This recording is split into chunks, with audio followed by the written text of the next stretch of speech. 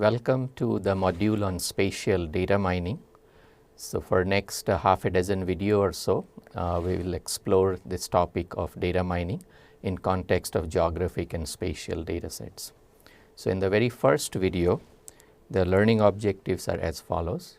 So after this module, after this video, you should be able to talk about the motivation for spatial data mining. What are the societal use cases, what are the benefits, why people are engaging in this. And second, we should also be able to name common pattern families which are explored with spatial data. Okay. So first let's look at the overall context. So data mining is among a set or a family of techniques that people use for informed decision making. Okay. And informed decision making has a long history. It's often considered better than gut-based or instinct-based decision making, because one is able to see a little bit of information about the competition, about the market, about different trends within the organization and so on. Okay. In recent times, informed decision making has been aided by technologies to collect data and information. Okay. These technologies include sensors as well as databases. So for example, if you go to retail stores, so if you are shopping in Walmart or Target, you will probably note that your transactions, so the set of items that you buy, are being recorded in a database. And these stores then look through those transactions to identify many different patterns, such as which items sell together, because once they know that, they can use different strategies such as loss leader strategy, where they put one item on sale and make money on the other. Okay. Similarly, if you are on websites like Amazon.com, almost every click that you make, whether you are on Facebook or so on, those are recorded, and people again look at different patterns. For example, e-commerce companies often are interested in selection of colors, fonts, or other tactics to increase click rates on advertisement. Okay. Now, as you come to spatial world, if you are using a smartphone which has GPS, then your locations are being recorded. Okay. So all these sensors, are enabling data collection, and then the advent of relational databases has made it very, very cheap for people to archive large amount of data and analyze them for their own purposes.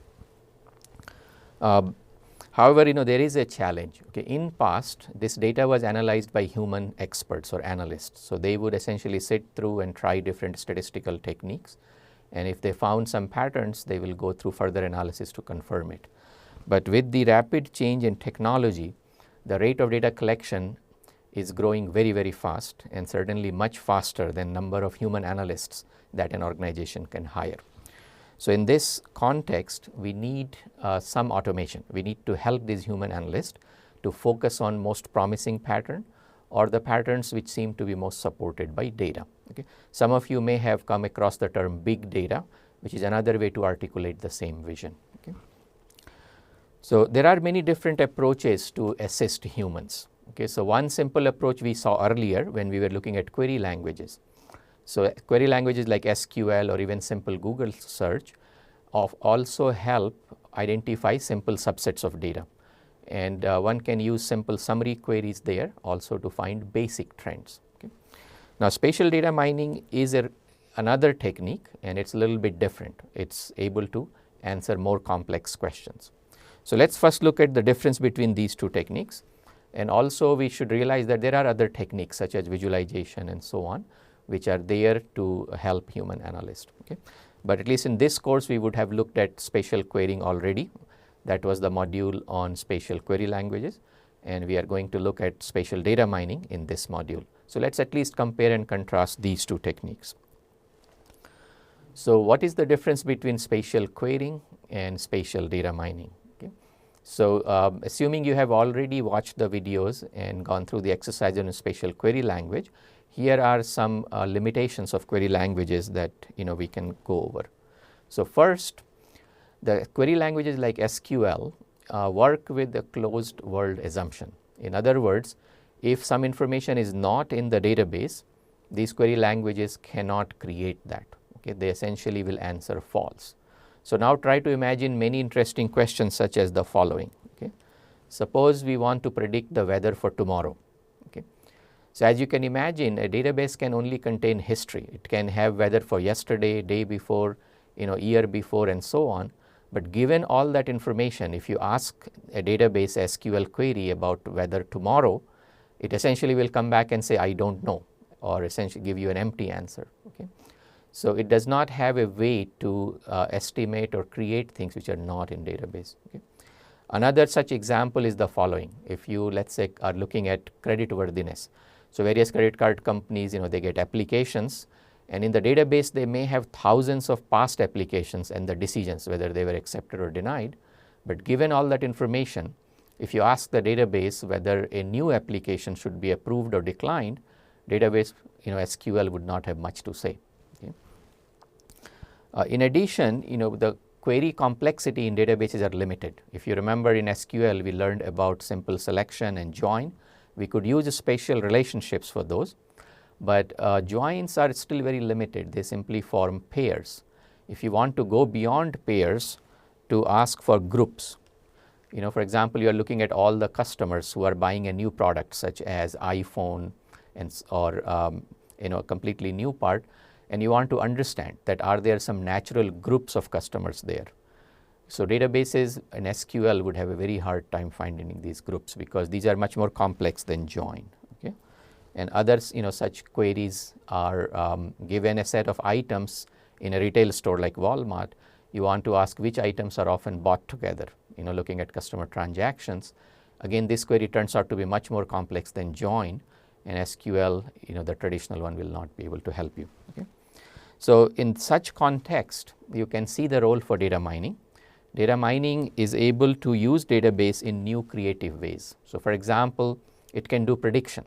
So if we already know the weather for yesterday, day before, and so on, then we could use prediction model to estimate the weather for tomorrow. So oftentimes they would essentially have the weather from any geographic location. So if they notice a storm is moving at certain velocity or speed in a certain direction, they can project and predict where it will be tomorrow, and based on that they could even predict the local weather. It may not be 100% accurate, but at least there is a prediction, and that is often quite useful. Similarly, other complex questions such as natural groups can be answered in data mining. Okay. So in essence, if you think about spatial querying and data mining, then querying often focuses on what is in the database, that is the past, and it can give you a summary of the past. But SQL querying will not try to estimate something that's not in the database, and that's where the spatial data mining comes into play. It can try to do forecast, and it can also answer more complex questions which are difficult to express using joins. Okay. So let's formally define spatial data mining. So there are many different definitions, but for our discussion, the following definition would be a reasonable place to start. So it is a process of discovering patterns. So here you notice we put the word patterns in red color, and then there are 3 adjectives in front of that. So let's go over all the 3 adjectives. Okay. So first adjective is non-trivial. Okay. So these patterns are non-trivial. It essentially means that if I look at a brute force approach and say, well, let me look at all possible candidates and then somehow rank them to get the most useful or interesting one, then that's going to take a very long time because the set of candidates is very, very large. Okay. In other words, this non-triviality is motivating use of computer algorithms to sort through candidates to identify most interesting one. Okay. The second adjective is useful. This is essentially telling us that data mining is an applied field of research. There is always a customer on the other end. So there is an organization, maybe a business or a government or a consumer, who has a certain goal, and these patterns are going to be used by this customer. It is not basic research. Okay. It's not basic research. You just don't take a theory and extend it to say, here is another beautiful thing. That's often not done in data mining. It may be done more in machine learning or statistical theory. And finally, the third adjective is interesting. So the patterns we find should give us new knowledge. They should give us some surprise or difference. It should not be something people already know. So for example, if we looked at climate data for last several decades or centuries and ask for some correlations, you might find correlations such as the climate in Minneapolis is very similar to climate in St. Paul.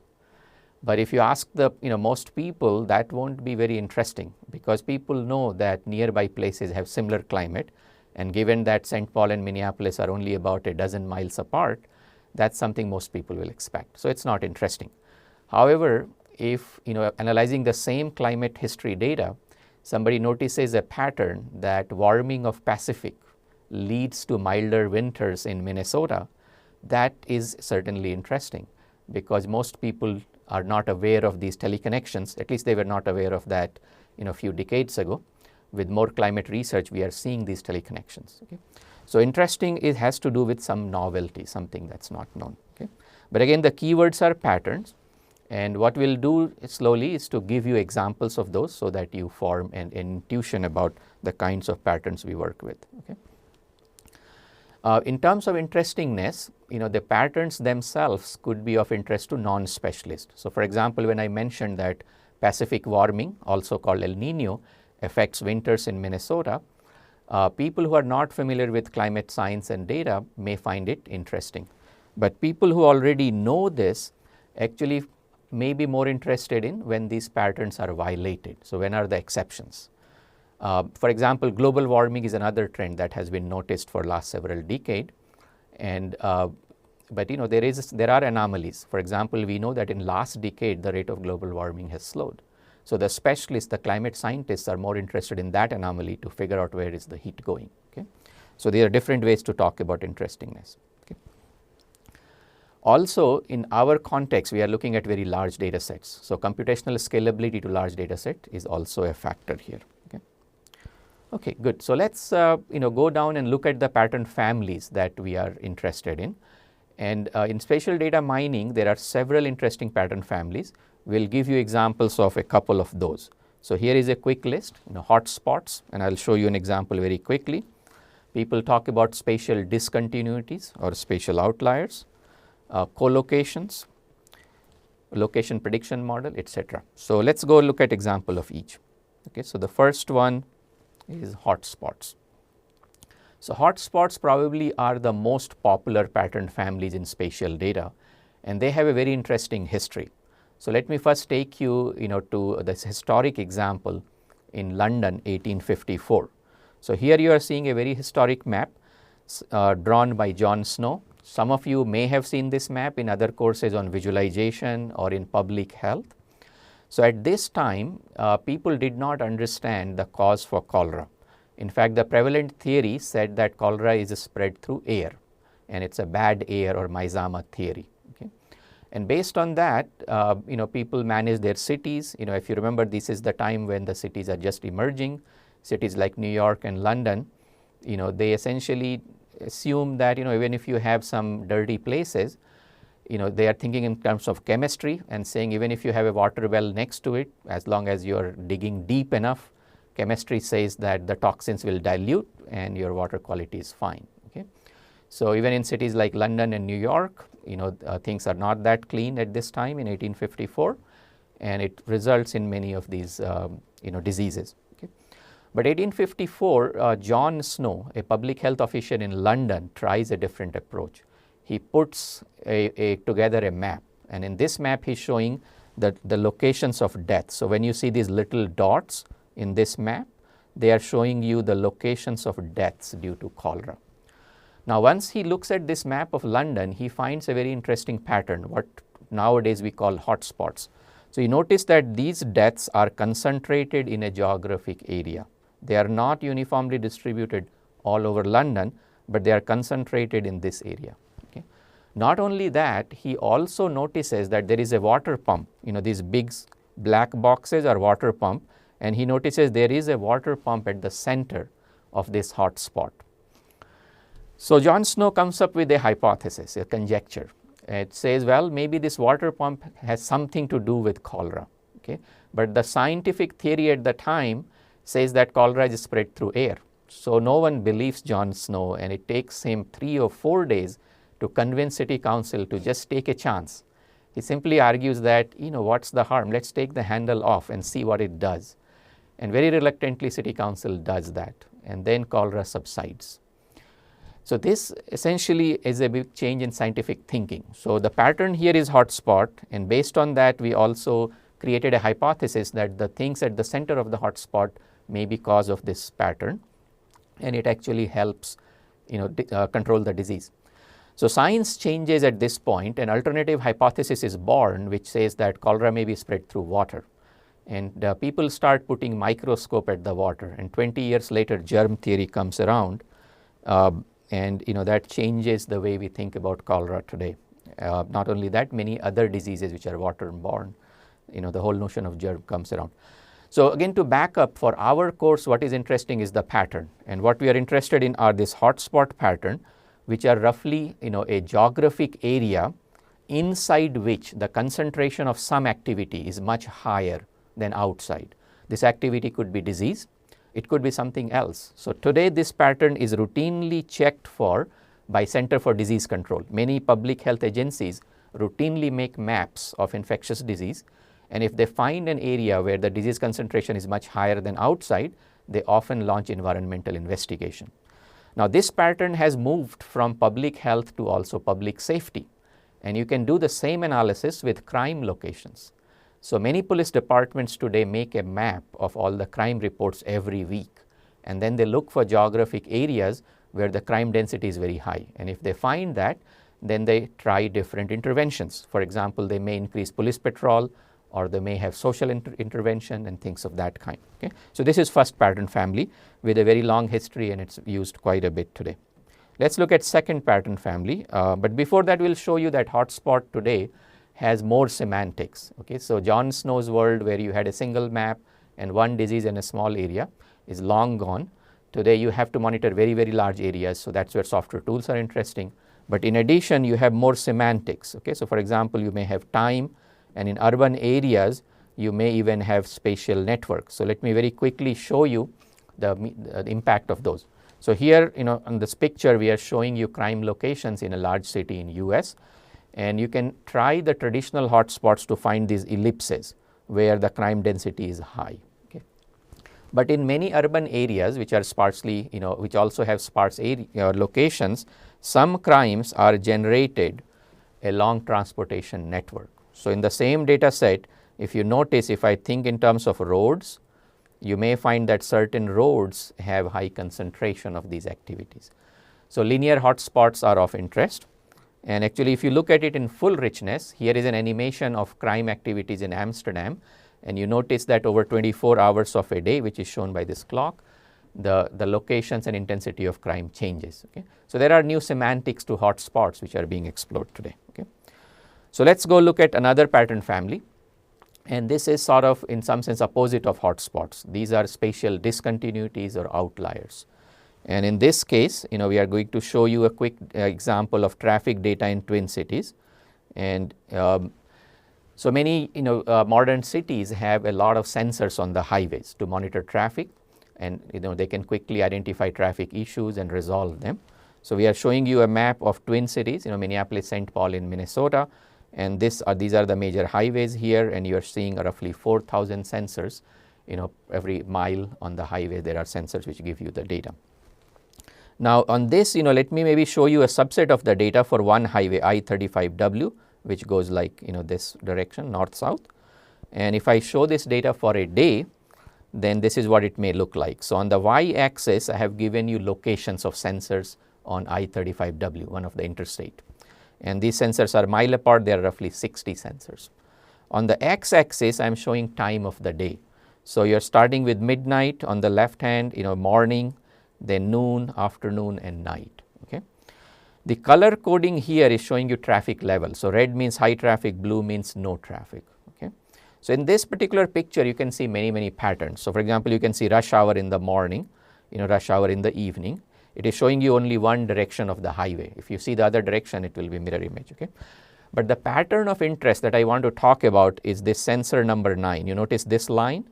Okay, this line is sensor number 9. And there is something very strange about this sensor if you have ever observed traffic or maps in general. Okay? So first notice that individual reading of this sensor. So if I go and look at these individual colors here, they are not global outliers. There is plenty of this magenta color in this map, okay. Yet this sensor looks very strange. So if I, you may want to pause here and think about why it looks strange. And you will realize that this sensor 9 is detecting traffic, even though the sensor before and after does not detect any traffic, okay. So this is an example of spatial discontinuities, and it's happening all the entire day, okay.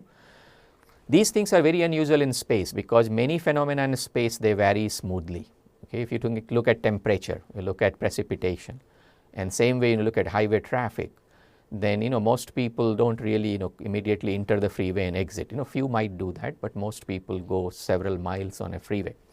So this discontinuity is strange, and one of our project, we had this data, and when we flagged this pattern and showed it to the local Department of Transportation officials, they thought it was a bad sensor and they changed that, okay. So again, any discontinuities in space is interesting, and we call that spatial outlier. Let's look at the third pattern family, what we call predictive models. And here again we'll show you an example. So first we are showing you a map of a wetland near Lake Erie, one of the Great Lakes, and you see the green areas, these are vegetation, and then you can see little dark, the crosses around here, and these are nests of a particular bird. So in this example, people wanted to create a model to predict nest-worthy sites, so that if there is a development, if they want to build a house or freeway, they can try to protect the damage or impact on the bird's nest, okay. So we basically want to predict the locations where this bird likes to nest. And you have other information available. So for example, you may have vegetation durability index, you may have distance to water, and many other geographic variables are available using which we can make this prediction. Again, on the surface of this may look like many other prediction problems that you may have seen in statistics or machine learning, but we'll come back to this pattern family later on to discuss why this problem may require additional attention, okay. But basically we are doing location prediction in this case, where it's the location of a bird nest, or location of where a hurricane will land, or a location of which way tornado will go, and so on. But we are essentially trying to predict location and time based on many geographic variables. The last pattern family I briefly want to talk about is collocation. And again, let me first give you a picture to try to motivate this pattern. So here, suppose I give a map of this kind, and this map has many features. So for example, you may see bluebird. So there are many bluebird nests, one here, one there, here, here, here, and so on. You might see green trees. Again, there are many locations of green trees, or fire, or dry tree, okay, and so on. There's another kind of bird. So given a map of many features such as bluebird nests, green tree, dry tree, fire, house, the question we are asking is the following. Are there pairs or triples of these event types, whose locations are often together? Okay, so whose instances are often located together in space, okay. So again, it will be best for us to pause this video here for a few seconds, and you may want to stare at this map and see if you can identify at least one pair where the locations are often together, okay. So, assuming you have already done that, I'll show you, the two patterns that many people will find in this picture are the following. So first, many people will say dry tree and fire are co-located, and you can start seeing those pairs here. So on the right hand side, you see dry tree, fire, a lot of them, lot of them here. Bluebird and house, again you will see these pairs a lot of time in this map, okay. So not all houses have bluebird, like this house doesn't have bluebird, but most of them have. So these are often thought of as a collocation pattern. We can ask similar questions with retail stores and ask, which retail store types tend to collocate, things of that kind. So this is the fourth pattern. Okay.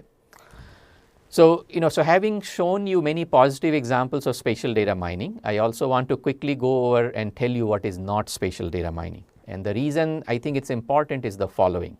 The term data mining started in mid-90s, and at that time the meaning was very specific. But then it took a life of its own. Media and all kinds of people love to use this phrase, and they stretched the meaning. And today if you see the word data mining used in literature, it may mean lots of things, particularly in media. But in this course, we are going to stick to the scientific meaning, which is a little bit more specific. So here are the things we do not consider data mining. So first is simple querying. As I told you, if you're using some basic SQL join or select, that's querying, that's not data mining. So if you do Google search, yeah, some media article may call it data mining, but in this course we will not call that data mining. Okay.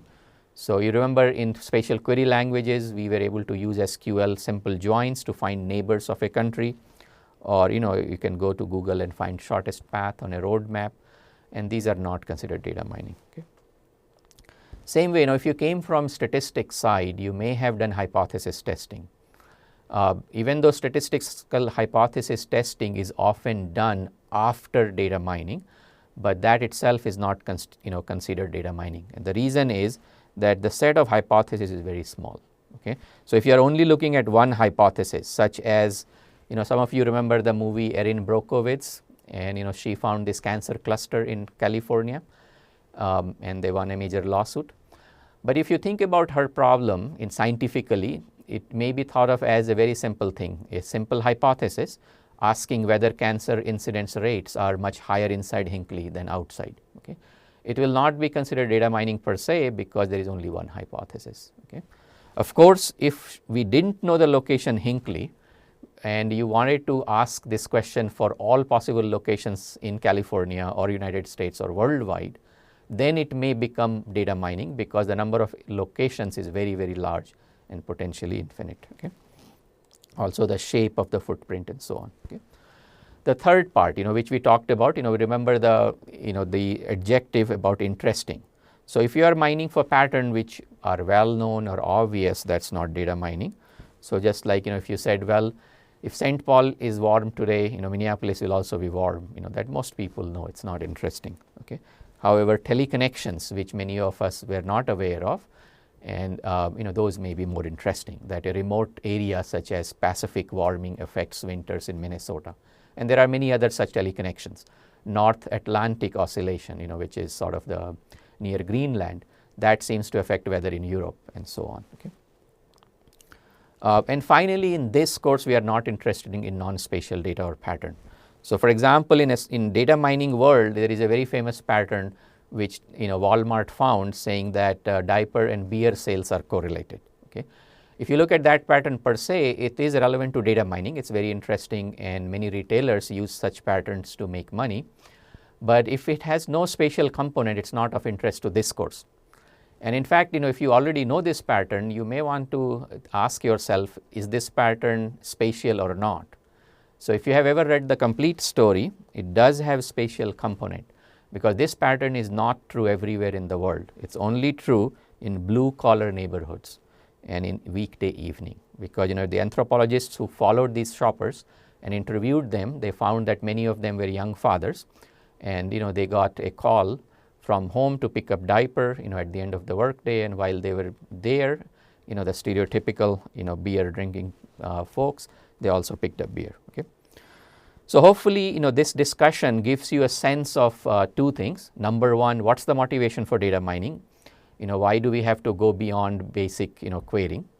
And you saw that basic querying cannot answer complicated questions like groups. It can also not predict things which are outside database, and that's where data mining can help. And second, what is spatial data mining? So at least we saw 4 pattern families which are commonly explored in spatial data mining, and we also talked about things which are not spatial data mining. And with that, hopefully you have got a good feel for the motivation as well as the basic intuitive idea about spatial data mining. So we will wrap up the discussion of the first video here. You may want to try a quiz to review your knowledge.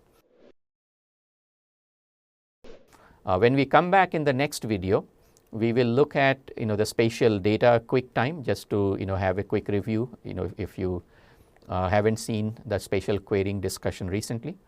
And then we'll follow it with spatial statistical foundations, and then start going into the depth of each pattern family. So thank you. I look forward to seeing you in the next video.